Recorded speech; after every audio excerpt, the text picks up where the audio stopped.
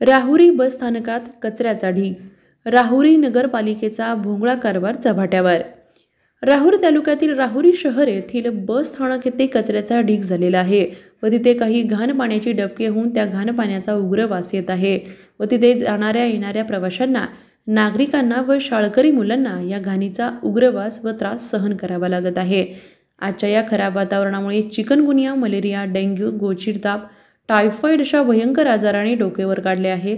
अशातच राहुरी बस स्थानक येथे कचऱ्याचा ढीग तसेच खराब झालेल्या दारूच्या मोकळ्या बाटल्या, प्लास्टिकच्या बाटल्या, प्लास्टिकच्या पिशव्या, मावा, गुटखा खाल्लेल्या पुड्या, घाण पाण्याचे डबके अशा प्रकारे या बस स्थानकावर घाणीचे साम्राज्य खूप मोठ्या प्रमाणात झालेले दिसून येते.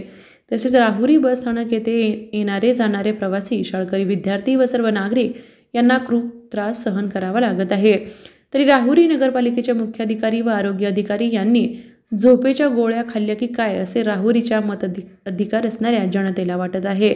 तसेच राहुरी नगरपालिकेचे मुख्याधिकारी ज्ञानेश्वर ठोंबरे हे नुसतेच AC असणाऱ्या ऑफिसमध्ये बसण्यासाठी येतात की काय असा प्रश्न राहुरीच्या नागरिकांना पडलेला दिसून येतो व त्या राहुरी बस स्थानकावरती येणाऱ्या जाणाऱ्या प्रवाशांचे, शाळकरी मुलांचे व तेथे येणाऱ्या सर्व जनतेचे जर आरोग्य धोक्यात आले तर याला फक्त आणि फक्त जबाबदार राहुरी नगरपालिका येथे कार्यरत असणारे राहुरी नगरपालिकेचे मुख्याधिकारी ज्ञानेश्वर ठोंबरे व आरोग्य अधिकारी हेच असतील, अशी चर्चा सध्या राहुरीच्या नागरिकांमध्ये होताना दिसून येते.